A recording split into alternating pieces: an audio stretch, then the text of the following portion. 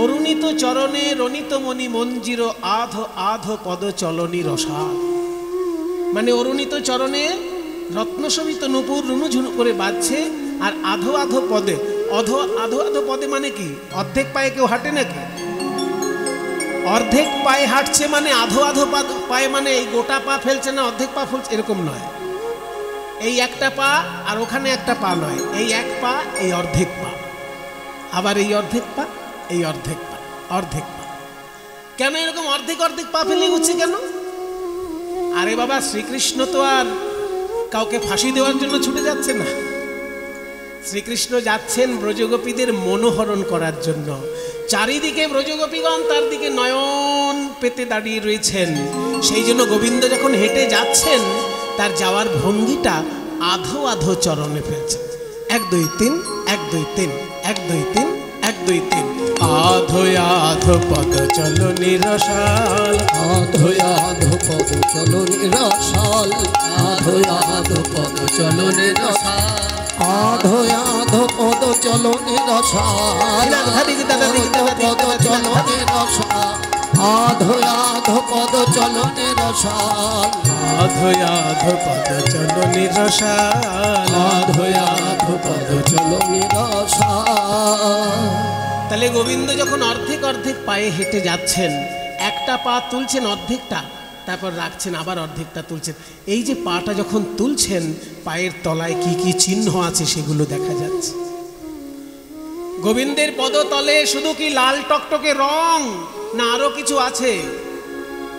ও মায়েরা, জেনে রাখো, মহাপুরুষদের যেমন হাতের তলায় রেখা থাকে, তেমনি পায়ের তলাতেও অলৌকিক রেখা থাকে। শুধু হাতের রেখা দেখে বোঝা যায় ইনি মহাপুরুষ তা নয়, পদতলের রেখাতেও বোঝা যায় যিনি অবতার পুরুষ না মহাপুরুষ। তা শ্রীকৃষ্ণের চরণ তলে যে যে চিহ্ন আছে সেইগুলো ভক্তগণের স্মরণ মননের বিষয়।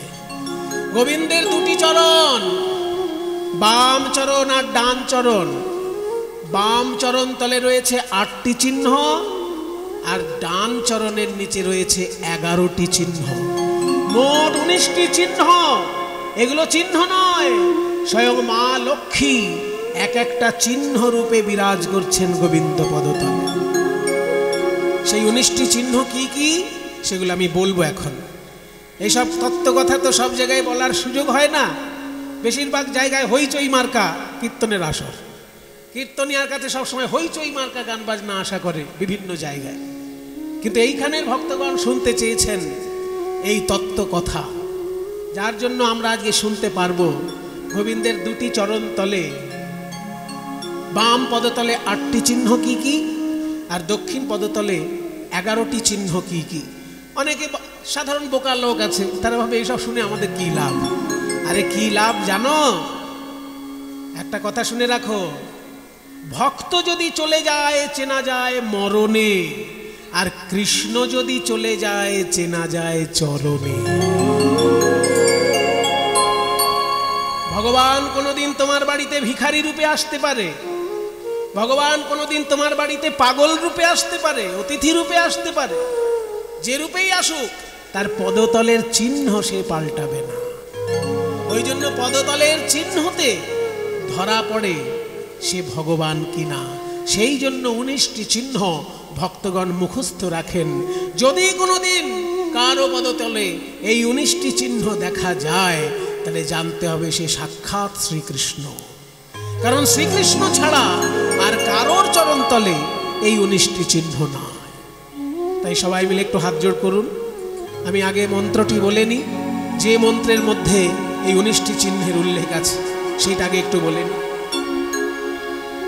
ओम कृष्णाय वासुदेवाय हरे परमात्मने प्रणतक्लेशनाशाय गोविन्दाय नमो नमः। ओम चन्द्रार्धं कलशं त्रिकोणधनुषी खाङ्गोस्पदं पृष्ठिकां शङ्खं सव्यपदीथ दक्षिणपदी कोणाष्टकं स्वस्तिकं चक्रं छत्रयवाङ्कुशं ध्वजपवी जम्बूर्ध्वरेखाम्बुजं बिभ्राणं हरिमूनविंशतिमहा लक्ष्म्यार्चिताङ्घ्रीं भजे। এই যে মন্ত্রটি বললাম, যখন শ্রীকৃষ্ণের ধ্যান করতে বসতে হয় তখন চরণ কমলের ধ্যান মন্ত্র এটি। গোবিন্দের বাম পদতলে 8টি চিহ্ন কি কি এখানে বলা হলো। চন্দ্রার্ধম কলসং ত্রিকোণ ধনুষী খং গোষ্পদং পৃষ্ঠিকাং শঙ্খং। সব্যপদে, সব্যপদে মানে বাম পদে, বাম চরণতলে 8টি চিহ্ন কি কি? চন্দ্রার্ধম অর্ধচন্দ্র চিহ্ন, অর্ধচন্দ্র চিহ্ন বাম পদতলে। কি করে এলো অর্ধেক চাঁদ? অর্ধেক চাঁদ চিহ্নটা কবে? পূর্ণিমার দিন যদি পূর্ণ চাঁদ উদয় হয় তাহলে অর্ধেক চাঁদ কবে উঠবে? পূর্ণিমার দিন তো পূর্ণ চাঁদ নাকি? তাহলে পূর্ণ চাঁদ যদি পূর্ণিমার দিন দেখা যায় তাহলে অর্ধেক চাঁদ কবে দেখা যাবে? অনেকে বলবেন ভাই এইটা আবার জিজ্ঞেস করতে আছে, 15-র অর্ধেক করে দিন, তাহলে এই তো ঝামেলা মিটে গেল, তাই না? 15তে পূর্ণিমা, 15 নম্বর তিথি হচ্ছে পূর্ণিমা, তাহলে 15 অর্ধেক করলে 7.5, তা 7.5 না, ওই রকম অর্ধেক হিসেব হবে না এখানে। শুনে রাখো, পূর্ণ চন্দ্র দেখি আমরা আকাশে, আকাশ আসলে চাঁদ হচ্ছে 16 কলায় পরিপূর্ণ, 15 কলায় নয়। 15 কলার চাঁদ আমরা দেখি আকাশে, আর 1 কলা চাঁদ আছে শিব ঠাকুরের মাথায়। এই 15 কলা আর 1 কলা মিলে 16 কলায় পরিপূর্ণ চাঁদ। এই চাঁদ সম্পূর্ণ হবে তখন যখন শিবের কপালের চাঁদটা এসে যুক্ত হবে। তার মানে 16 কলায় পরিপূর্ণ চাঁদ, তার অর্ধেক করলে অষ্টমী, অষ্টমীর দিনের যে চাঁদ সেটা হচ্ছে অর্ধেক চাঁদ। অষ্টমীর চাঁদ হচ্ছে অর্ধচন্দ্র। আর শ্রীকৃষ্ণের জন্ম কোন দিনে? জন্মাষ্টমী।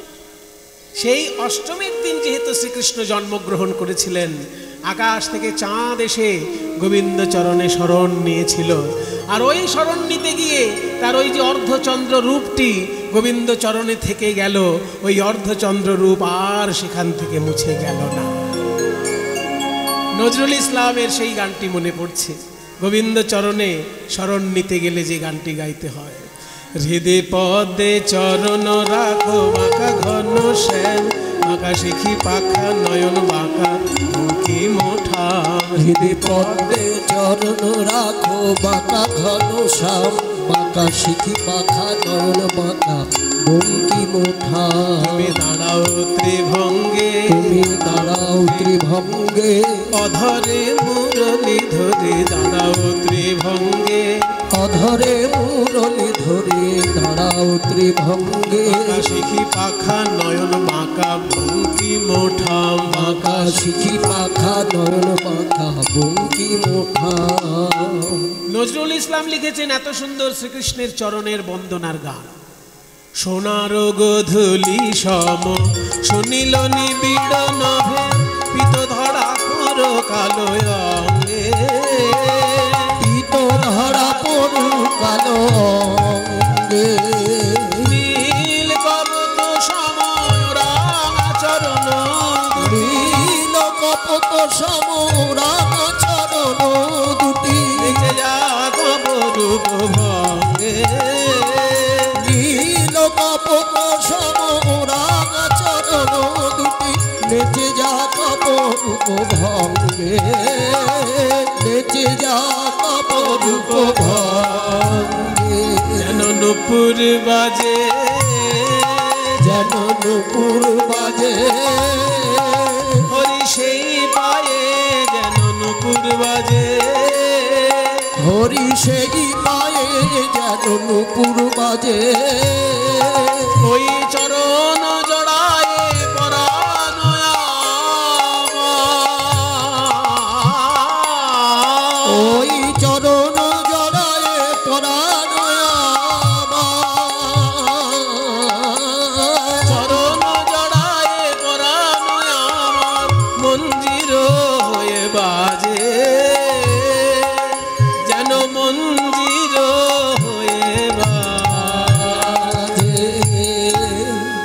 হৃদি পদে চরণ রাখো বাঁকা ঘন শ্যাম, বাঁকা শিখি পাখা নয়ন পাখা বঙ্কিম ওঠা। হৃদি পদ্মে চরণ রাখো বাঁকা ঘন শ্যাম, বাঁকা শিখি পাখা নয়ন পাখা বঙ্কিম ওঠা। ওই যে আকাশ থেকে চাঁদ নেমে এলো অষ্টমীর দিন অর্ধচন্দ্র, জন্মাষ্টমীতে শ্রীকৃষ্ণের জন্ম, সেই জন্মদিনে তার চরণতলে স্থান নিয়েছিল বলে অর্ধচন্দ্র চরণতলে রয়ে গেল। চন্দ্রার্ধ, তারপর তিন ত্রিকোণ, তিনটে কোণ মানে তিন গুণের প্রতীক, সত্যগুণ, রজগুণ, তমগুণ। এই তিনটে গুণ অনুসারে প্রত্যেকটি মানুষ তৈরি হয়।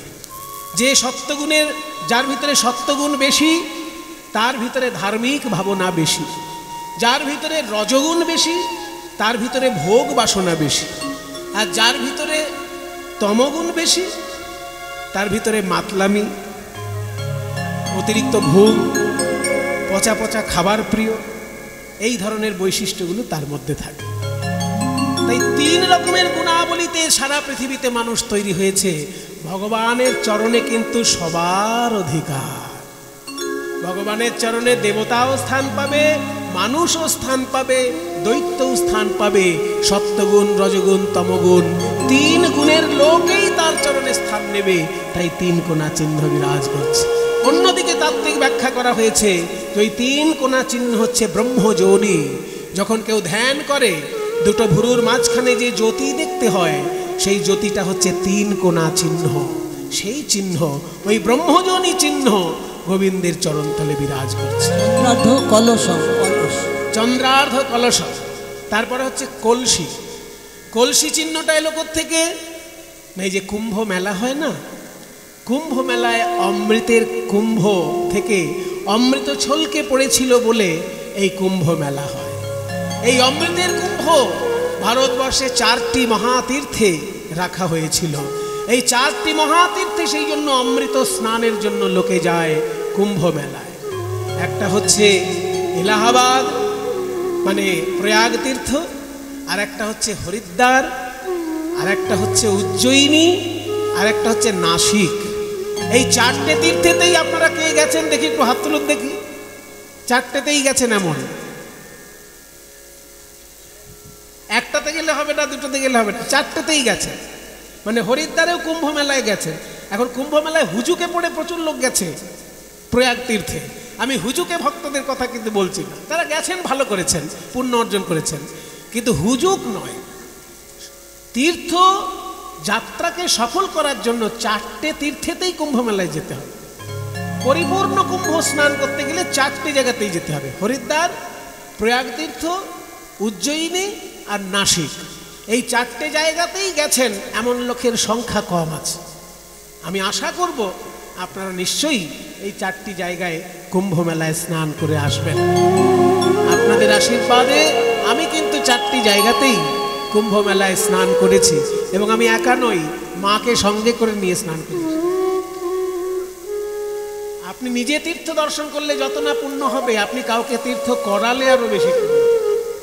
আমার মা বলেছিল যে পুজো করতে গেলে 5টি তীর্থের নাম করা হয়, সেই 5টি তীর্থতে যেন আমি একবার স্নান করতে পারি।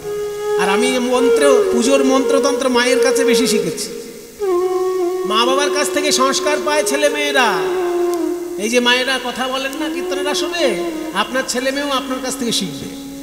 মোবাইল শিখবে, আবার বলছে মোবাইল শিখবে। সংস্কার শেখাতে হয় ছেলে মেয়েদের। নিজে যদি না আচরণ করেন ছেলে মেয়ে কি শিখবে? সংস্কার পায় বাবা মার কাছ থেকে ছেলে মেয়েরা। আমার মা আমাকে পুজোর মন্ত্র শিখিয়েছে, বইতে মন্ত্র শিখেছি আমি পরে, আগে মায়ের কাছ থেকে শিখেছি। যখন ওই জল শুদ্ধি করতে হয় কোষাকুষিতে, গঙ্গে চ যমুনে চৈব গোদাবরী সরস্বতী নর্মদে সিন্ধু কাবেরী জলেস্মিন সন্নিধিং কুরু, এসব মায়ের শেখানো মন্ত্র। কুরুক্ষেত্র গয়া গঙ্গা প্রভাস পুষ্করানি চ পুণ্যান্নেতানি তীর্থানি পূজা কালে ভবন্তু। পুজো করতে গেলে দেখবেন কোষাকুষিতে সাধারণ যজমান করে কি, কিপটে, হাড় কিপটে একটা যজমান। ঠাকুর মশাইকে দক্ষিণা দিতে গেলে যেন তার একেবারে জীবন পেরিয়ে যাচ্ছে। ওই জন্য পুজোটায় কি কি হয় কখনো ভালো করে খেয়ালই করে না। যে ঠাকুর মশাই যত কম দক্ষিণা নেবে সে তত ভালো ঠাকুর মশাই। এরকম কিপটেমি করবেন না। কিপটেমি করবেন, যখন বাজে বাজে খাবার খাবেন সেই সময় পয়সাটা কম খরচা করবেন। কিন্তু বাজে খাবার সময় আপনার পয়সা চলে যাচ্ছে জলের মতো, আর পুজোর সময় আপনার হাড় কিপটেমি, এগুলো দূর করুন। ভগবানের উদ্দেশ্যে একটু ভালো করে খরচা করবেন, দেখবেন কোন দিক দিয়ে ঘরে আপনার টাকা চলে আসছে আপনি বুঝতেই পারছেন। চারিদিক থেকে আপনার অর্থ আসবে। এইসব পুজোর মন্ত্র আমি মায়ের কাছে শিখেছি। যখন ওই কোষাকুষির মধ্যে জলটা শুদ্ধ করতে হয়, তখন 5টা তীর্থের নাম করতে হয়। ভাবা হয় যে 5টি তীর্থের জল এই কোষাকুষির মধ্যে চলে এলো। সেই 5টি তীর্থ কি কি? মা বলেছিল এইগুলো আমাকে দেখাবি, আমি 5টিই মাকে দেখাতে পেরেছি, এই আমার পরম সৌভাগ্য। আপনারাও শুনে রাখুন সেই 5টি তীর্থের নাম: কুরুক্ষেত্র, গয়া, গঙ্গা, প্রভাস এবং পুষ্কর। কুরুক্ষেত্র জানেন, দিল্লি পার করে যেতে হয়, দিল্লি থেকে উত্তর দিকে কুরুক্ষেত্র। আর গয়া এই যে বিহারে গয়া, বিষ্ণুর পাদ পদ্ম। আর গঙ্গা, গঙ্গা তো সারা দেশেই আছে, কিন্তু কোন জায়গায় গঙ্গা দর্শন করতে হয়? গঙ্গা দর্শন করতে হয় হরিদ্বারে কনখল তীর্থে। হরিদ্বারে যেখানে দক্ষ রাজার যজ্ঞ হয়েছিল, সেই তীর্থটার নাম হচ্ছে কনখল। দক্ষ রাজা যেখানে যজ্ঞ করেছিলেন, শিব ঠাকুর এসে যে যজ্ঞ পণ্ড করেছিলেন, ওটা গঙ্গার তীরে হরিদ্বারে। ওইখানে গঙ্গা দর্শন করলে তবে গঙ্গা দর্শন হলো। সেই জন্য বলছে কনখলে গঙ্গা পুণ্যা কুরুক্ষেত্রে সরস্বতী। কনখলে গঙ্গা পুণ্যা, কুরুক্ষেত্রে সরস্বতী। সরস্বতী নদী যদি দেখতে হয় কুরুক্ষেত্রে যেতে। এবার কুরুক্ষেত্রে সরস্বতী নদী দেখা যায় না, কারণ সরস্বতী নদী এখন বিলুপ্ত। আগে ছিল কুরুক্ষেত্রের উপর দিয়ে সরস্বতী নদী বইতো, কিন্তু এখন দেখা যাবে না। এখন একটা বিরাট বড় সরোবর আছে কুরুক্ষেত্রে। যখন আপনারা কুরুক্ষেত্রে যাবেন দেখবেন বিশাল সরোবর, মানে 1.5 কিলোমিটার চওড়া, 2 কিলোমিটার লম্বা, এত বড় সরোবর। এত বিশাল সরোবর একটা 1.5-2 কিলোমিটারের, মানে রেক্টাঙ্গুলার, 2 কিলোমিটার আর 1.5 কিলোমিটার, এত বড় একটা সরোবর। সেইখানে ব্রহ্মা যজ্ঞ করেছিলেন, ওই জন্য ওই সরোবরটার নাম ব্রহ্মকুণ্ড। ওইখানেই স্নান করতে হয়। কুরুক্ষেত্রে সূর্যগ্রহণের সময় স্নান করতে হয়। এসবগুলো বলে রাখছি কেন? আপনাদের মধ্যে যদি কোনো ভালো ছেলে থাকে, মাকে নিয়ে গিয়ে স্নান করাবেন। মায়ের পুণ্যর সঙ্গে সঙ্গে আপনাদেরও পুণ্য হয়ে যাবে। যখন সূর্যগ্রহণ পড়বে সেই সময় কুরুক্ষেত্রের ওই ব্রহ্মকুণ্ডে গিয়ে স্নান করতে হয়, তবে কুরুক্ষেত্র দর্শন হলো। তাহলে এমনি গিয়ে প্রণাম করে চলে এলেন, অর্ধেক। পরিপূর্ণ পুণ্য পেতে গেলে সূর্যগ্রহণ যখন হবে তখন কুরুক্ষেত্রে ওই ব্রহ্মকুণ্ডে স্নান করতে হয়। কারণ ওই ব্রহ্মকুণ্ডে কুরুক্ষেত্রে সূর্যগ্রহণের সময় রাধা কৃষ্ণ স্নান করতে এসেছিলেন, তাদের ওইখানে মিলন হয়েছে। রাধারানী এসেছিলেন বৃন্দাবনে থেকে, আর কৃষ্ণ এসেছিলেন দ্বারকা থেকে। যখন কৃষ্ণ বৃন্দাবন ছেড়ে চলে গেলেন দ্বারকায়, তারপর একবারই মিলন হয়েছিল রাধা কৃষ্ণের, সেটা কুরুক্ষেত্রে। দ্বারকা থেকে কৃষ্ণ এসেছিলেন আর বৃন্দাবন থেকে রাধারানী এসেছিলেন কুরুক্ষেত্রে সূর্যগ্রহণে স্নানের জন্য। সেই জন্য সূর্যগ্রহণে কুরুক্ষেত্রে ব্রহ্মকুণ্ডে স্নান করতে হয়। আর সেইখানের ওই সরস্বতী নদীর জলটাই ওই ব্রহ্মকুণ্ডে আছে। তাই সরস্বতী নদীতে যদি পুণ্য পেতে হয় তাহলে কুরুক্ষেত্রে যেতে হবে। ওই জন্য বলছে কনখলে গঙ্গা পুণ্যা। গঙ্গাকে যদি ঠিক ঠিক পেতে হয় কনখলে যেতে হবে। কনখল মানে হচ্ছে দক্ষ রাজার বাড়ি, যেখানে হরিদ্বারে। হরিদ্বারে কনখল, ওইখানে গঙ্গা দর্শন করলে সঠিক গঙ্গা দর্শন হবে। আর কুরুক্ষেত্রে সরস্বতী নদী দর্শন করলে সঠিক দর্শন। আর নর্মদা বলছে সেয়ং মহাপুণ্যা নর্মদা সর্বত্র সর্বদা। নর্মদাকে যদি দর্শন করতে হয় বিশেষ জায়গার দরকার নেই, শুরু, মাঝখান, শেষ, মানে বদন, নাভি এবং চরণ, নর্মদা নদীর 3টে অংশ। নর্মদা যেখানে উৎপন্ন সেখানে হচ্ছে বদন, আর ওঙ্কারেশ্বর শিব মন্দির যেখানে আছে ওটা নাভি, আর গুজরাটে যেখানে গিয়ে নর্মদা সমুদ্রে মিশছে ওই জায়গাটা হচ্ছে চরণ। কাজেই নর্মদার সম্পূর্ণর মধ্যে যেখানে দর্শন করবেন সেখানেই পুণ্য। তাই বলছে গঙ্গা দর্শনে পুণ্য পেতে গেলে কনখল, সরস্বতী নদী দর্শনে পুণ্য পেতে গেলে কুরুক্ষেত্র, আর নর্মদা নদী যেখানে দর্শন করবে সেখানেই পুণ্য। তাই 5টা তীর্থ হচ্ছে কুরুক্ষেত্র, গয়া, গঙ্গা, প্রভাস এবং পুষ্কর।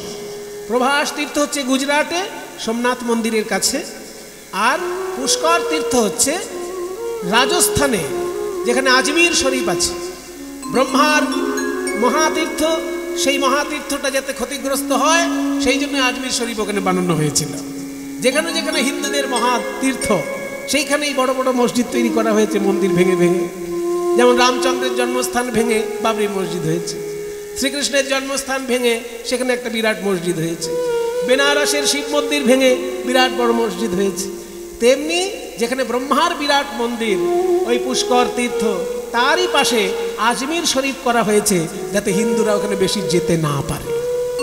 কিন্তু হিন্দুরা ধর্ম এত ভালোবাসে যে ওইখানে ব্রহ্মার উদ্দেশ্যে যারা প্রণাম করতে যায় তারা পুষ্করে গিয়ে ব্রহ্মার উদ্দেশ্যে প্রণাম করে।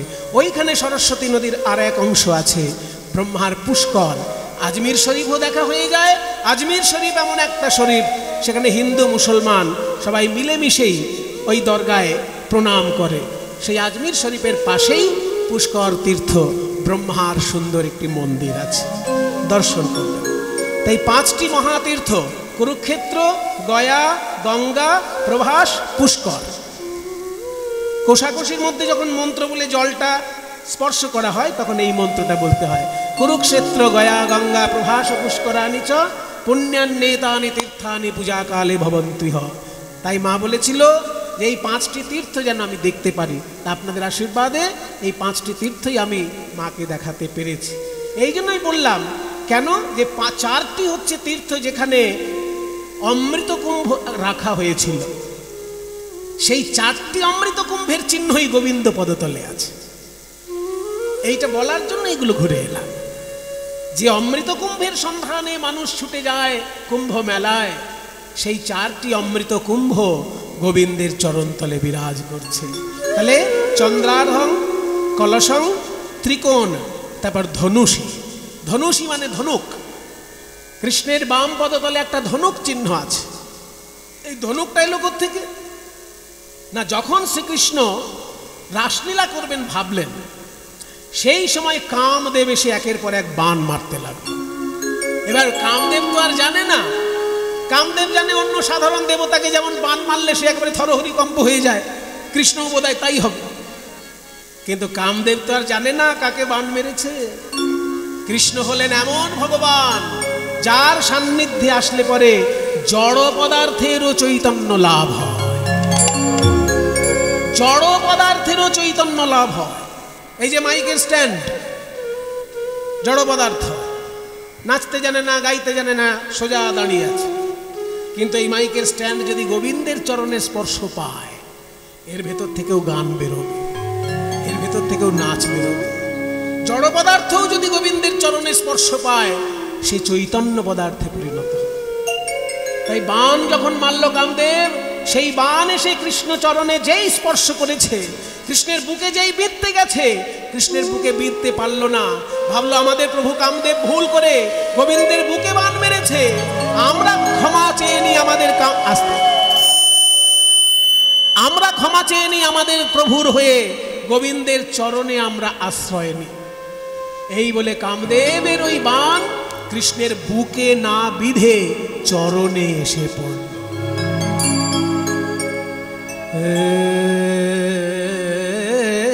গোবিন্দ রাখো চরণে,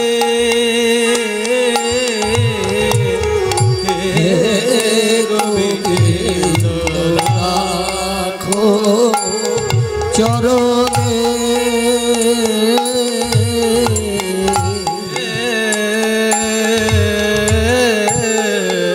গোবিন্দ হে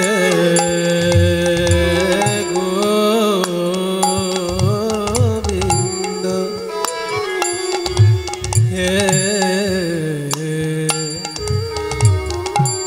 হে হে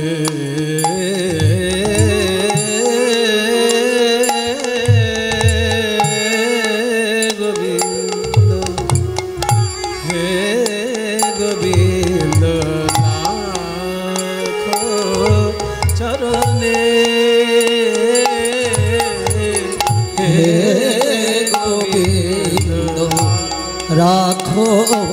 চরণে ওরা তর চরণে শরণাগত, ওরা তব চরণে শরণাগত, তব চরণে শরণাগত, আশ্রয় দাও আশ্রিত জনে, রাখো চরণে হে গোবিন্দ, রাখো চরণে হে গোবিন্দ, রাখো চরণে। গঙ্গা বহে যে শ্রীচরণ হবে, কেন দুঃখ পাই সে চরণ চেয়ে, গঙ্গা বহে যে শ্রীচরণ বে, কেন দুঃখ পাই সে চরণ চেয়ে, ত্রিতাপ জ্বালা হর হে শ্রী হরি, চাহ করুণা সিক্ত নয়নে, রাখো চরণে হে গোবিন্দ, রাখো চরণে হে গোবিন্দ, রাখো চরণে। মানুষের কাছে ভিক্ষা চাইলে মানুষ ফিরায় না, আর তোমার কাছে আমি চরণের প্রেম ভিক্ষা চাইছি, তুমি ফিরাবে। ভিক্ষা চাহিলে মানুষ নাহি ফিরায়, তোমার দুয়ারে হাত পাতিল যে ফিরাবে কি, ফিরাবে কি তুমি তাই, ভিক্ষা চাহিলে মানুষ নাহি ফিরায়, তোমার দুয়ারে হাত পাতিল যে ফিরাবে কি, ফিরাবে কি তুমি তাই, ত্রিতা তব চরণ ধরিয়া ডুবে মরি যদি, রবে কলঙ্ক ভুবনে, রাখো চরণে হে গোবিন্দ, রাখো চরণে, মোরা তব চরণে শরণাগত, তব চরণে শরণাগত, আশ্রয় দাও আশ্রিত জনে, রাখো চরণে হে গোবিন্দ, রাখো গোবিন্দ, রাখো গোবিন্দ, রাখো চরণ।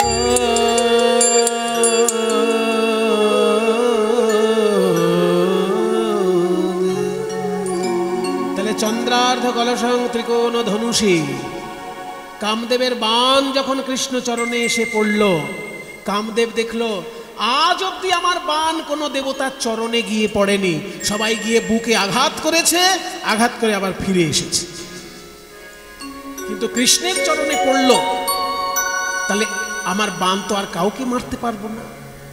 কামদেব নিজে এসে তখন কৃষ্ণ চরণে আশ্রয় নিলেন। কৃষ্ণ বললেন তোমার ওই ধনুকটা রাখো, তার উপর আমি নৃত্য করব। তাই ধনুকের উপর উঠে শ্রীকৃষ্ণ নৃত্য করেছিলেন রাসলীলায়। সেই ধনুক চিহ্ন গোবিন্দের পদতলে বিরাজ করছে, কামদেবের ধনুক চিহ্ন। চন্দ্রার্ধ কলসম থেকে অনুধনুষী খং, খং মানে আকাশ, আকাশের প্রতীক স্বরূপ গোল চিহ্ন গোবিন্দের পদতলে বিরাজ করছে, একটি গোল চিহ্ন। তারপরে গোষ্পদম, গোষ্পদম মানে গরুর খুর, গরুর খুরের চিহ্ন বাম পদে। কেন না, শ্রীকৃষ্ণ একটা গরুরূপী অসুর এসেছিল কৃষ্ণের কাছে। মানে শ্রীকৃষ্ণ তো গরুকে খুব ভালোবাসে, গরুকে মারবে না, এই জন্য একটা অসুর বুদ্ধি করে গরুর রূপ ধারণ করিয়ে এসেছে।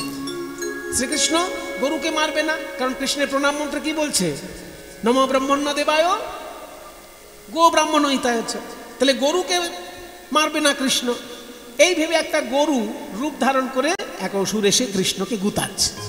এবার কৃষ্ণ প্রথমে সেটাকে খুব একটা পাত্তা দেয়নি, কিন্তু তারপর দেখে গরুটা গুতিয়েই চলেছে। তখন ভাবলো যে আমার কোনো গরু আমায় গুতায় না, এ বেটা তখন থেকে গুতাচ্ছে কেন?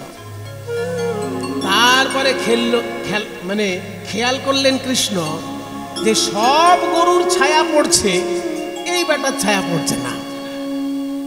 তখন বুঝলো এই বেটা গরুই নয়, কারণ সবার ছায়া পড়ছে, এর ছায়া পড়ছে না, এ তাহলে কোনো অসুর হবে। এই বলে ওই গরুটার পা ধরে বন বন করে ঘুরাতে ঘুরাতে তুলে আছা অসুরকে এইভাবে বধ করলেন। গরুরূপে এসেছিল, তাকে বধ করলেন, তার উপর উঠে নৃত্য করেছিলেন বলে তার সেই খুরের চিহ্ন গোবিন্দের পদতলে বিরাজ করছে। এর তত্ত্বটা হলো এই যে কৃষ্ণের হাতে যদি কেউ প্রাণত্যাগ করে, তাকেও কৃষ্ণ চরণ ছাড়া করে না, তাকেও কৃষ্ণ নিজ চরণে রাখেন। তাই গরুর খুরের চিহ্ন তার পায়ের তলে। খং গোষ্পদং প্রষ্ঠিকাং, প্রষ্ঠিকাং মানে পুঁটি মাছ, পুঁটি মাছের একটা চিহ্ন গোবিন্দের পদতলে। এতক্ষণে অনেক ভক্ত এবার নড়ে চড়ে বসেছে, যাকে এবার একটু মাছ টাছের আলোচনা হচ্ছে। পুঁটি মাছ নিয়ে অত উল্লসিত হবার কিছু নেই। এখানে পুঁটি মাছ বলতে যে পুঁটি মাছ আপনারা দেখেন ওই পুঁটি মাছ নয়। তাহলে কোন পুঁটি মাছ? এখানে পুঁটি মাছ হচ্ছে মৎস্য অবতার রূপে যখন ভগবান এসেছিলেন, প্রথমে তিনি পুঁটি মাছ রূপে দেখা দিয়েছিলেন। প্রথমে তিনি পুঁটি মাছ রূপে দেখা দিয়েছিলেন, তারপরে তিনি সেই রূপ বদল করে শিঙি মাছে পরিণত হয়েছিলেন। মানে একবার মহারাজ মনু ভাবলেন যে আমি অনেক দান করব। দান করতে করতে দান যখন সম্পূর্ণ হয়েছে, সেই সময় মনু ভাবলেন এইবার একটু স্নান করি, কারণ দান সম্পূর্ণ হয়েছে, এবার স্নান করব। যেই না স্নান করতে গেছে, অমনি হাতের মধ্যে একটা পুঁটি মাছ এসেছে, পুঁটি মাছ। এবার এই পুঁটি মাছটাকে দেখে মনু বলছে, নেই রে, স্নান করতে নামলাম, দান করার পর আবার পুঁটি মাছ চলে এলো কেন? যেই ভাষাতে গেছে অমনি পুঁটি মাছটা কথা বলছে।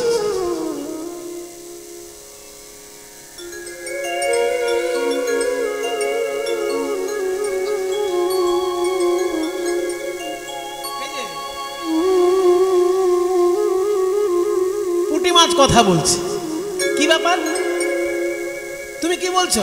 বলে মহারাজ, আপনি এতজনকে এত কিছু দিলেন, আমাকেও কিছু দিন। হ্যাঁ, তুই আবার কি চাইছিস? বলে আমাকে একটু অভয় দিন, কারণ এত বড় জলাশয়ে বড় বড় মাছ হাঁ করে আমাকে খেতে আসে। জানেন তো বড় মাছগুলো ছোট মাছকে খেয়ে নেয়, একে কি বলে? যখন বড় মাছ ছোট মাছকে খেয়ে নেয় তাকে কি বলে? এগুলো তো ছোটবেলায় পড়েছেন সবাই। হ্যাঁ, মৎস্য ন্যায় বলে একে। মানে বড় বড় মানুষ যখন ছোট ছোট মানুষের অস্তিত্ব বিলোপ করার চেষ্টা করে, সেই সমাজে যে একটা বিশৃঙ্খল দেখা দেয়, তাকে বলে মৎস্য ন্যায়। যেমন বড় বড় মাছ ছোট ছোট মাছকে গিলে খায়। তাহলে এই যে বড় মাছ ছোট মাছকে গিলে খায়, পুঁটি মাছ বলছে সব বড় মাছ আমায় তাড়া করছে, আমার এই জলে ঠিক শান্তি পাচ্ছি না, একটু অভয় দিন। তখন বলছে, ওই অভয় চাইছিস? এই কে আছিস? হ্যাঁ আছি। আমার ঘরে যে অ্যাকোরিয়াম আছে ওইখানে এখানে। ঠিক আছে, তাই করছে। কোথায় রাখলো? অ্যাকোরিয়াম। হ্যাঁ, ওইখানে রেখে দে। এবার ওই ছোট্ট জলপাত্রের মধ্যে যেই রেখেছে, দেখছে পুঁটি মাছটা আস্তে আস্তে বড় হচ্ছে। এবার যেই বড় হচ্ছে অ্যাকোয়ারিয়ামের মধ্যে আর জায়গা হচ্ছে না, বলে মহারাজ এখানে আমার জায়গা হচ্ছে না, একটু বড় জায়গা। এই কে আছিস? হ্যাঁ, অ্যাকোয়ারিয়ামে বড় হয়ে গেছে মাছ, এবার ওইটাকে সুইমিং পুলে নিয়ে যা। রাজা তো, তার সুইমিং পুলও আছে, বিরাট বড় তার সন্তরণ স্থল। সেইখানে নিয়ে গিয়ে যখনই মাছটাকে ফেলেছে, দেখছে সুইমিং পুলের মতন বড় হয়ে গেছে, সেইখানেও জায়গা হচ্ছে না। বলে মহারাজ এখানেও আমার জায়গা হচ্ছে না। মানে সর্বনাশ, তাহলে কি হলো, কি মাছ? বলে আমার তাহলে দিঘি যেটা আছে, যেখানে আমার পদ্ম ফুলগুলো আসে, ওইখানে দিঘিতে যেই ফেলেছে, দেখছে দিঘির মতো বড় হয়ে গেছে। যে জলাশয়ে রাখে সেইখানেই বিশাল আকার ধারণ করে। তখন রাজা বুঝতে পারলো যে এটা কোনো মাছ নয়, নিশ্চয়ই কোনো দেবতা আমাকে ছলনা করছে। তখন রাজা হাত জোড় করে বলছে, দয়া করে বলুন আপনি কে? আপনি নিশ্চয়ই পুঁটি মাছ নন। তখন সেইখান থেকে বিষ্ণু শঙ্খচক্র গদা পদ্মধারী বিষ্ণু দর্শন দিয়ে বললেন, রাজা আমি হলাম নারায়ণ, পুঁটি মাছ রূপে তোমার কাছে এসেছিলাম তোমার অহংকার চূর্ণ করার জন্য। তুমি একটা পুঁটি মাছকে জায়গা দিতে পারো না, তুমি কি দান করবে লোককে? তাই আমি তোমাকে দর্শন দিলাম পুঁটি মাছ রূপে। তখন মনু বললেন যে আপনি তো অন্য রূপেও আমাকে দর্শন দিয়ে অহংকার চূর্ণ করতে পারতেন, পুঁটি মাছটাই কেন হলেন? তখন বললেন, ভালোই জিজ্ঞাসা করেছে। কিছুদিন পর মহাপ্রলয় হবে, তখন আমি মৎস্য অবতার রূপে আসব। আগে থেকে আমি তোমাকে মৎস্য অবতারের একটি রূপ দর্শন করালাম। কিছুদিন পর মহাপ্রলয় যখন হবে, সব ভেসে যাবে, তখন তুমি সমস্ত সৃষ্টি রক্ষা করবে একটা জাহাজের মধ্যে, আর সেই জাহাজটা ভেসে থাকবে একটি শিঙি মাছের কাঁটার সঙ্গে নোঙর করে। সেই শিঙি মাছটা আমিই হব, আমিই মৎস্য অবতার রূপে সৃষ্টি রক্ষা করব। তাই মৎস্য অবতার হয়েছিলেন ভগবান শিঙি মাছ রূপে, কিন্তু তারও আগে পুঁটি মাছ রূপে মনু রাজাকে দেখা দিয়েছিলেন বলে সকল অবতারের প্রথম অবতার মৎস্য অবতার, আবার মৎস্য অবতারের প্রথম রূপ পুঁটি মাছ। সেই জন্য পুঁটি মাছ চিহ্ন গোবিন্দের পদতলে বিরাজ করছে। জয় জগদীশ হরে, জয় জগদীশ হরে, জয় জগদীশ হরে, জয় জগদীশ হরে, জয় জগদীশ হরে, জয় জগদীশ হরে, জয় জগদীশ হরে, জয় জগদীশ হরে, জয় জগদীশ হরে, জয় জগদীশ হরে। প্রলয় পয়োধি জলে ধৃতবান শিবেদম বিহিত বহিত্র চরিত্রমখেদম কেশবধৃত মীন শরীর, কেশবধৃত মীন শরীর, জয় জগদীশ হরে, জয় জগদীশ হরে, জয় জগদীশ হরে। ও কাঞ্চ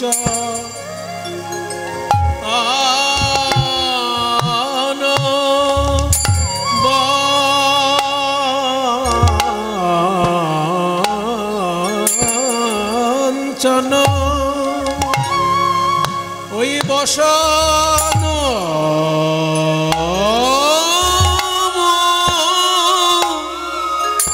মন মনোরম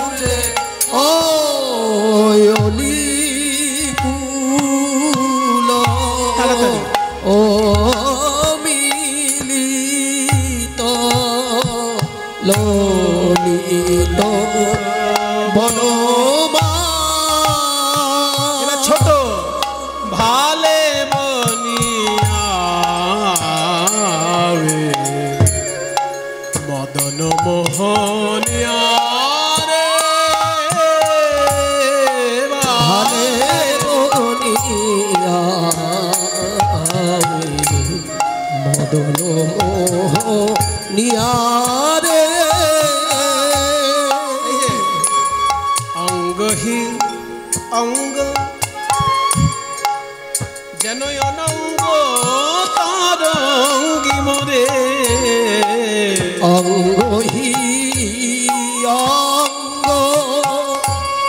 অনঙ্গ তরঙ্গি মোরে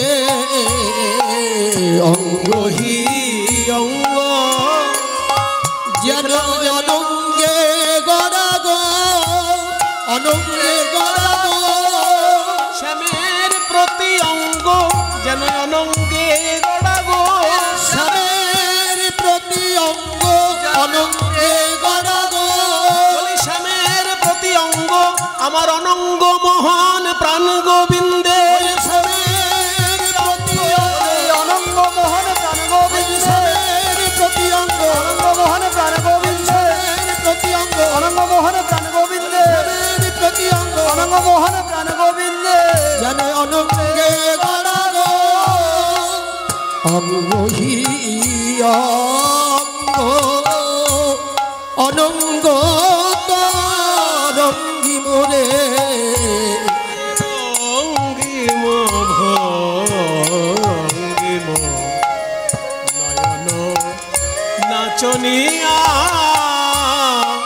রঙ্গিম ভঙ্গিম নয়ন নাচনিয়া নাচাইতে নাচাইতে নাচাইতে নাচাইতে এই যে বাঁকা নয়ন নাচাইতে নাচাই বাঁকা নয়ন নয়ন নাচাইতে নাচাইতে বাঁকা নয়ন নাচাইতে নাচাইতে গেল বাঁকা নয়ন নাচাইতে নাচাইতে যেন বাঁকা নয়ন নাচাইতে নাচাইতে।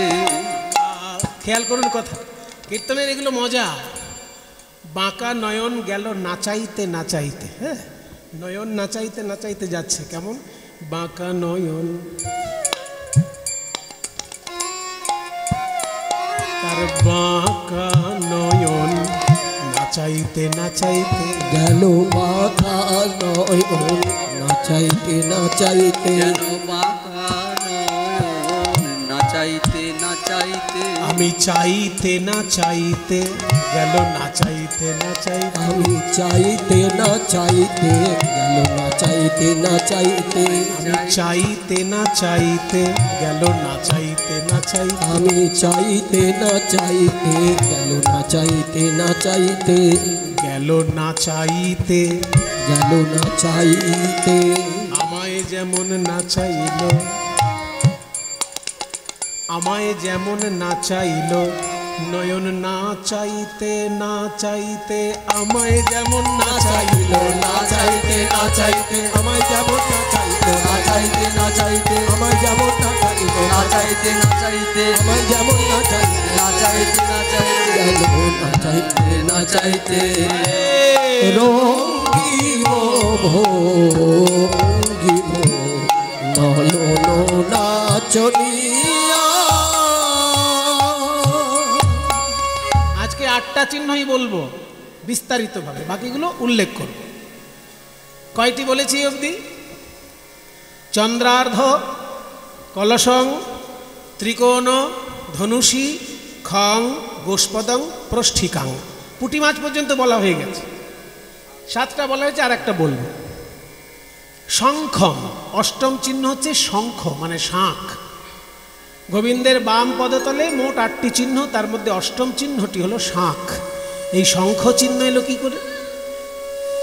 একজন অসুর যজ্ঞ পণ্ড করে দিয়ে সমুদ্রের মধ্যে শঙ্খের মধ্যে গিয়ে লুকাতো, শঙ্খের মধ্যে গিয়ে লুকাতো। তার নাম হচ্ছে পঞ্চজন। পঞ্চজন মানে এখানে 5 জন নয়, অসুরটার নাম পঞ্চজন। সে শঙ্খের মধ্যে গিয়ে লুকাতো।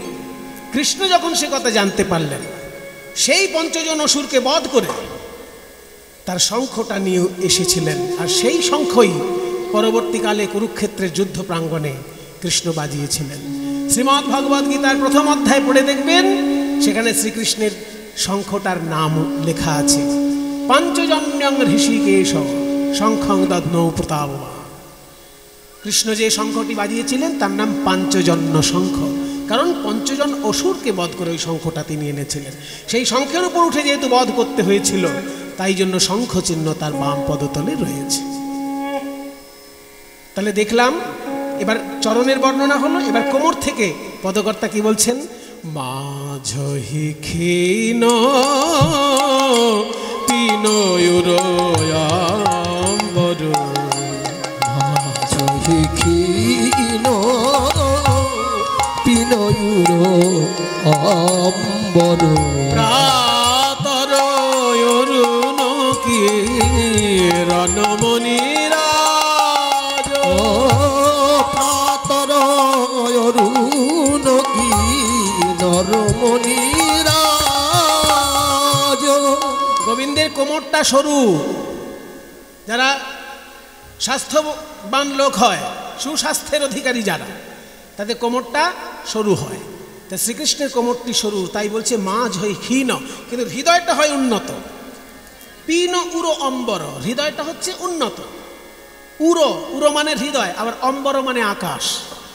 তার হৃদয়টা আকাশের মতো বিস্তীর্ণ। বলছে হৃদয়টাকে যখন আকাশ বললি, তাহলে চন্দ্র সূর্য নিশ্চয়ই আছে?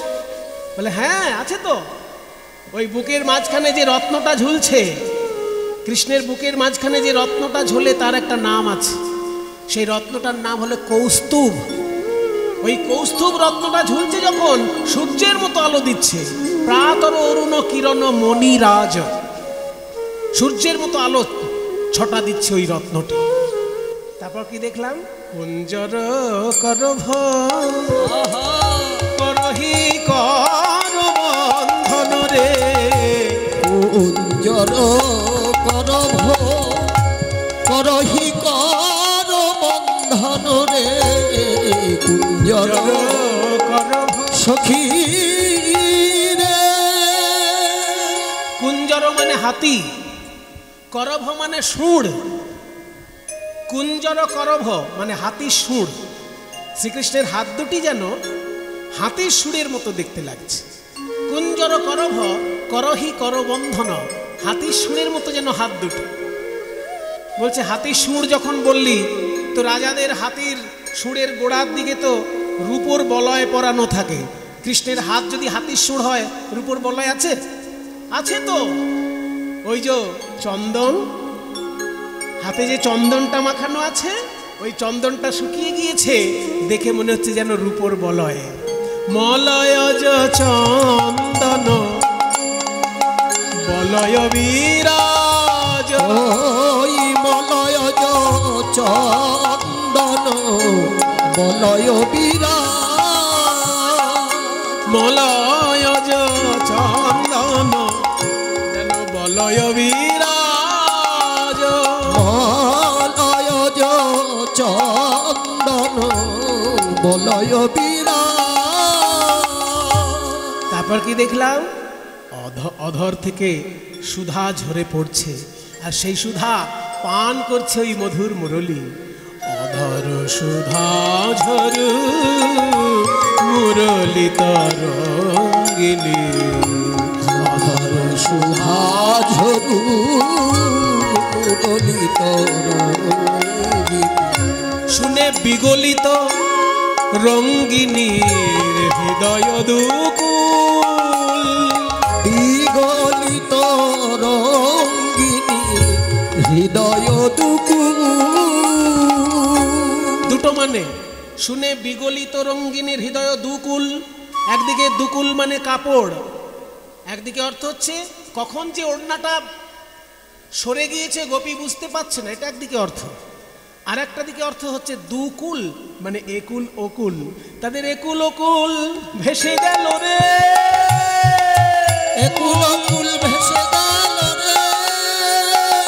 ওই মোহনবাসীর গান শুনে একুল ওকুল ভেসে গেল রে, ওই মোহনবাসীর গান শুনে বলি কুলে কি গোবিন্দ মেলে, মোহনবাসীর গান শুনে, কুলে কি গোবিন্দ মেলে, মোহনবাসীর গান শুনে, কুলে কি গোবিন্দ মেলে, ওই মোহনবাসীর গান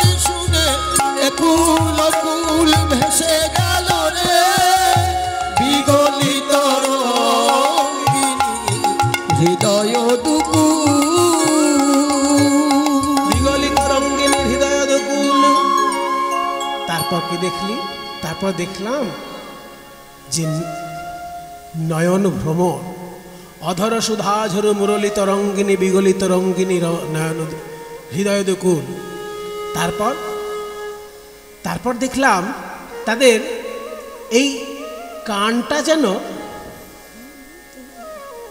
সুন্দর একটি ফুল, আর নয়নটি যেন ভ্রমর।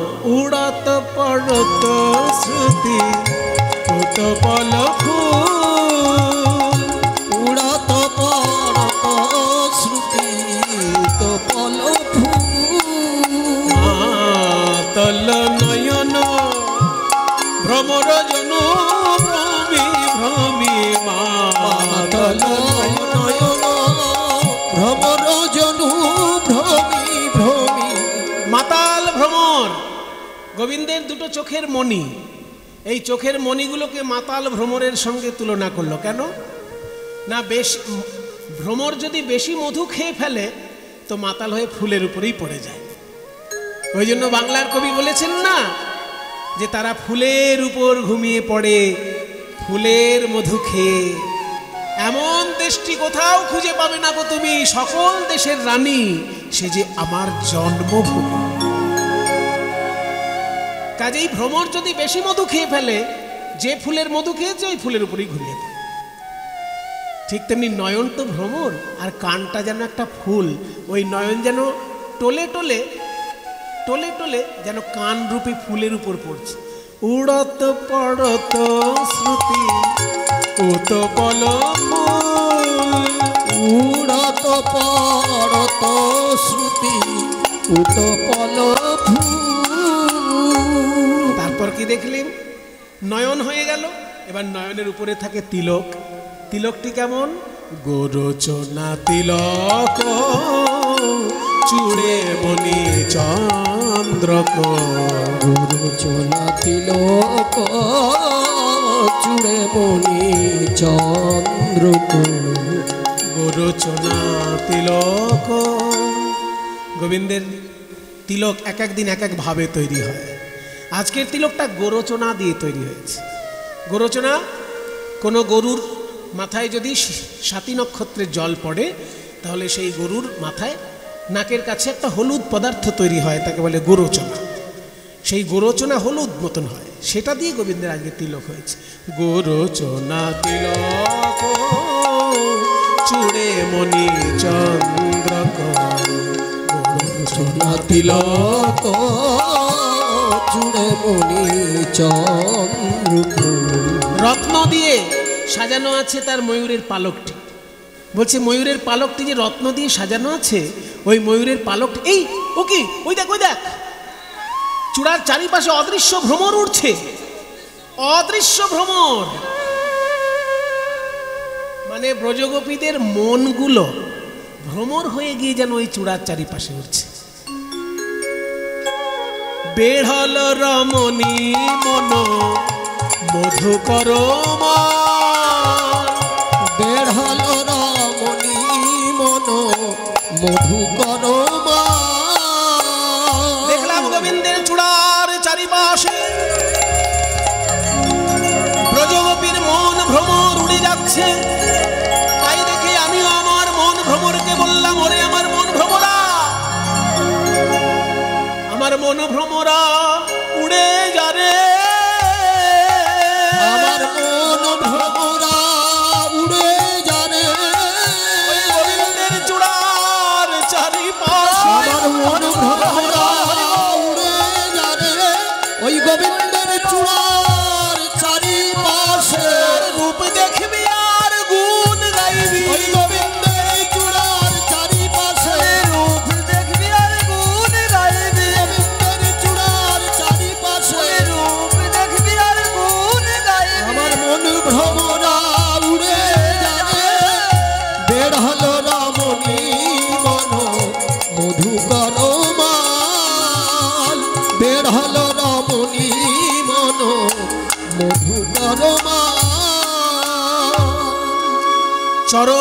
থেকে শুরু করে চূড়া পর্যন্ত এত সুন্দর একটি পদ যিনি রচনা করেছেন, তার উদ্দেশ্যে সবাই একবার প্রণাম করুন। তিনি মধ্যযুগের সর্বশ্রেষ্ঠ পদকর্তা গোবিন্দ দাস মহাশয়।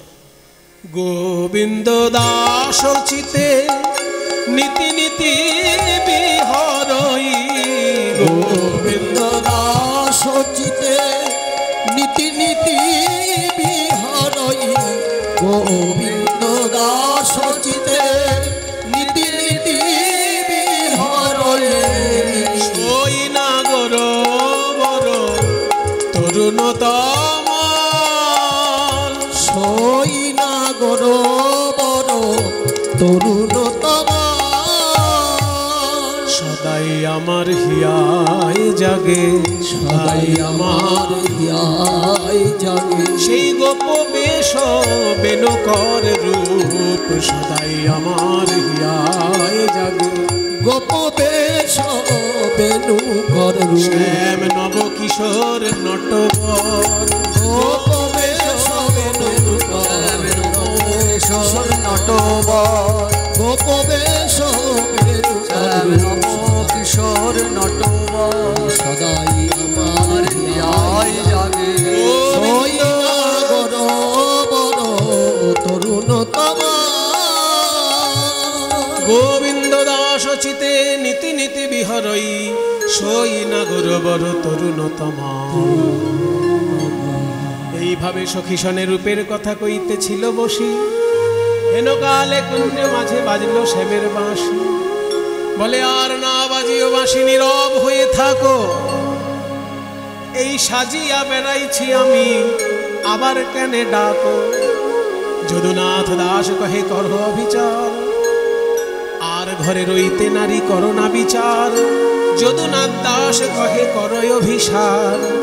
রাধারানী আজকে সেজে গুজে কৃষ্ণ দর্শনে চললেন, আবেশে সখীর অঙ্গে, আবেশে সখীর অঙ্গে, আবেশে সখীর অঙ্গে, আবেশে সখীর অঙ্গে, আবেশে সখীর অঙ্গে, অঙ্গ হেলাইয়া, আবেশে সখীর অঙ্গে অঙ্গ হেলাইয়া, আবেশে সখীর অঙ্গে, অঙ্গ হেলাইয়া। বৃন্দাবনে প্রবেশ শ্যাম জয় দিয়া, বৃন্দাবনে প্রবেশিত শ্যাম জয় দিয়া, বৃন্দাবনে যাইয়ারা, বনে যাইয়া রাই, পিউতি চায় মাধবী মাধবী লতার আরে দেখে শ্যামরাই, মাধবী লতার আরে দেখে শ্যামরাই। গোবিন্দের বাম পদে 8টি চিহ্ন বলেছি বিস্তারিতভাবে, আর দক্ষিণ পদে 11টি চিহ্ন উল্লেখ করব বলেছি, সেগুলো এবার করে দিচ্ছি। অর্থাৎ দক্ষিণ পদে কোণাষ্টকম স্বস্তিকম, অষ্টকোণ চিহ্ন, স্বস্তিক চিহ্ন, চক্রং ছত্রং, চক্র চিহ্ন, ছাতা চিহ্ন, ধ্বজ পবি, ধ্বজ মানে পতাকা, পবি মানে বজ্র, জম্বু ঊর্ধ্বরেখা অম্বুজম, জামফল ঊর্ধ্বরেখা এবং অম্বুজ, অম্বুজ মানে পদ্মফুল। তাহলে কোণাষ্টকম স্বস্তিকম চক্রং ছত্রং জব অঙ্কুশং, আর জব আর অঙ্কুশ এই মোট 11টি চিহ্ন গোবিন্দের দক্ষিণ পদতলে বিরাজ করছে। যখনই রাধারানী গোবিন্দের কাছে এসে দাঁড়িয়েছেন, গোবিন্দ আমার মাথার চূড়ার ফুল ভেঙে রাধারানীর চরণে পুষ্পাঞ্জলি দিলেন। ভাঙিয়া চূড়ার ফুল হাতে করি নিল, ভাঙিয়া চূড়ার ফুল হাতে করি নিল, এবার নম প্রেমময়ী বলি রাই চরণে দিল। রাধে তোমার কি ইচ্ছা বলো? বলে আমার ইচ্ছা রাসলীলায় নৃত্য করব। তাই তো। এবার তাহলে 5 মিনিটের জন্য রাসলীলায় নৃত্য করব।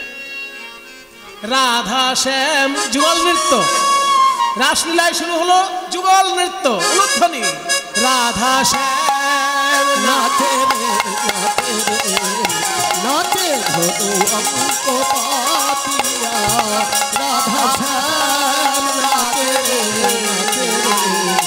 নাচে ধনু অঙ্ক পাতিয়া, ধনু অঙ্ক পাতিয়া।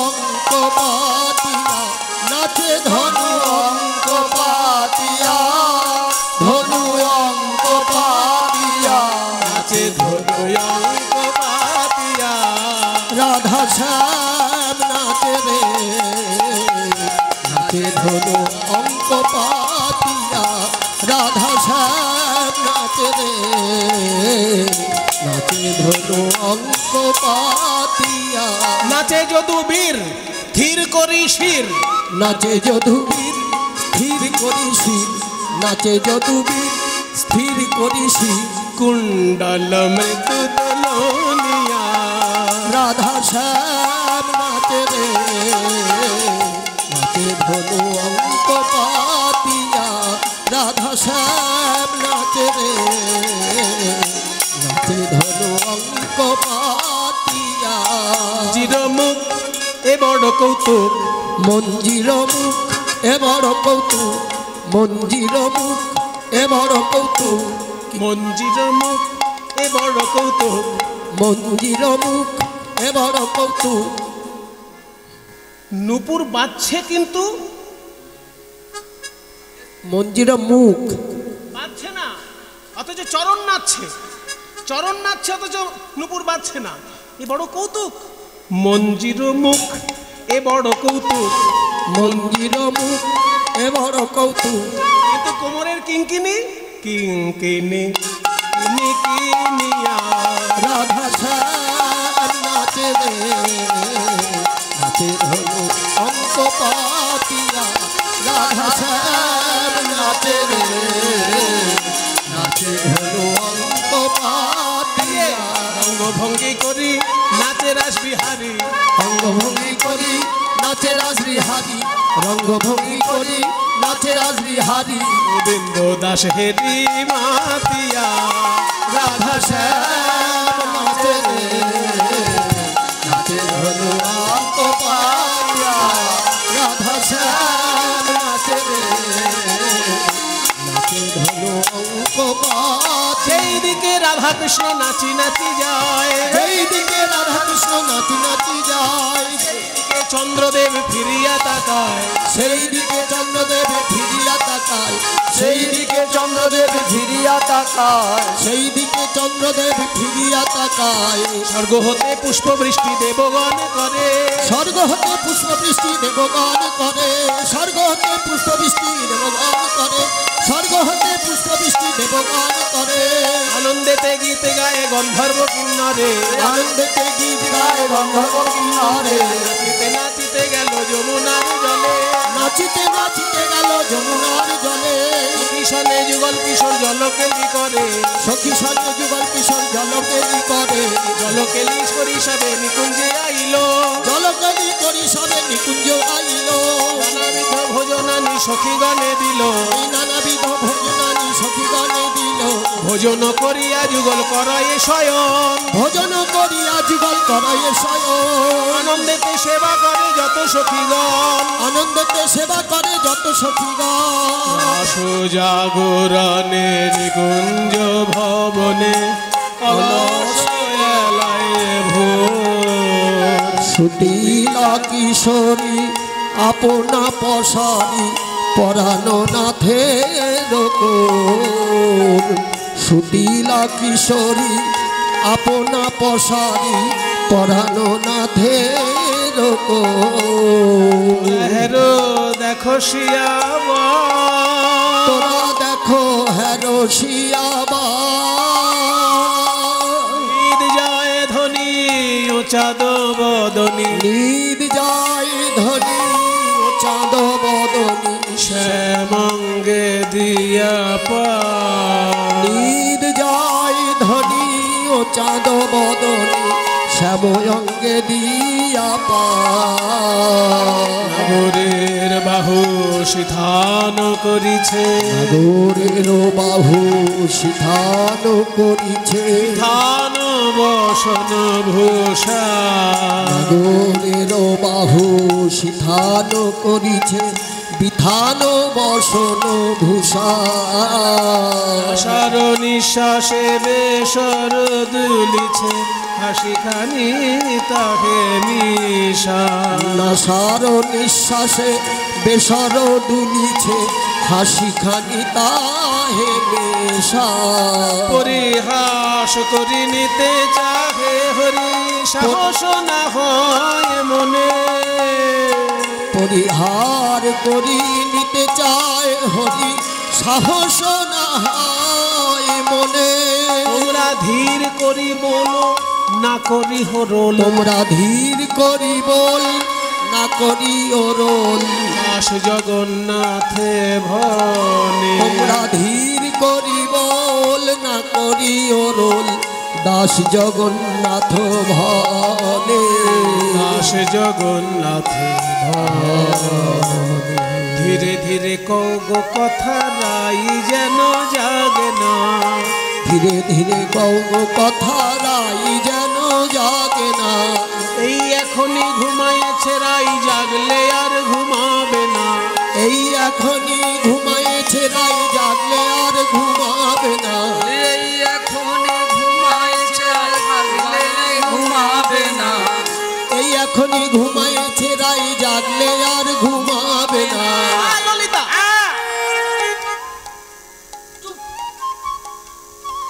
এ ললিতা তোর মুখে কি ছোট কথা আইসে না। ও ললিতা তোর মুখে কি ছোট কথা আইসে না।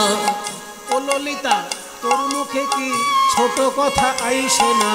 ও ললিতা তোর মুখ কি ছোট কথা আইসে না। আমরা কৃষ্ণ কলঙ্কিনী বলি হোক জগতে ঘোষণা। আমরা কৃষ্ণ কলঙ্কিনী বলি হোক জগতে ঘোষণা। নরোত্তম দাস কহে এই তো মনের বাসনা। নরোত্তম দাসের মনে এই তো মন বাসনা। আমরা ওই চরণে প্রাণ সপেছি আর তো কিছু চাহি না। আমরা ওই চরণে প্রাণ সপেছি। জয় রাধে রাধে রাধা গোবিন্দ জয় রাধে রাধে রাধা গোবিন্দ জয় জয় রাধে রাধে রাধা গোবিন্দ জয়। রাধে রাধে রাধা গোবিন্দ জয় জয় রাধে জয় রাধে জয় রাধে জয় রাধে জয় রাধে জয়